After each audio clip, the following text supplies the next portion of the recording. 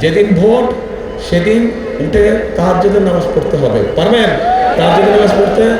আচ্ছা ঠিক আছে। কেন্দ্রে যখন ঢুকবেন তখন আপনি ধানের শীষে সিল দিবেন, কিন্তু কেন্দ্রে ঢোকার আগে আরো দু একটা কাজ আছে। কি সেই কাজ? এবার কিন্তু সকাল সকাল গেলে হবে না, এবার যেতে হবে ভোরবেলা। ভোরবেলা যেদিন ভোট সেদিন উঠে তাহাজ্জুদের নামাজ পড়তে হবে। পারবেন তাহাজ্জুদের নামাজ পড়তে? আচ্ছা ঠিক আছে। তাহাজ্জুদের নামাজ পড়বেন এবং যে যার ভোট কেন্দ্রের সামনে যাবেন।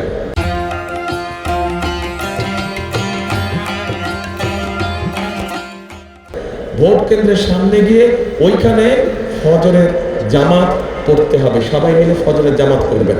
পারবেন? ফজরের জামাত পড়ে একদম ভোট কেন্দ্রের সামনে দাঁড়িয়ে যাবেন, এবং যেহেতু আপনারা ধানের শীষে ভোট দিচ্ছেন, কেউ যাতে কোনো ষড়যন্ত্র করতে না পারে, একদম ভোট শেষ না হওয়া পর্যন্ত ভোট কেন্দ্র পাহারা দিবেন। বাক্স পাহারা দিতে হবে, ভোট কেন্দ্র পাহারা দিতে হবে, যাতে কেউ কোনো এদিক ওদিক করতে না পারে, ভোট ষড়যন্ত্র করতে না পারে। বোঝা গেছে ভাই কথা?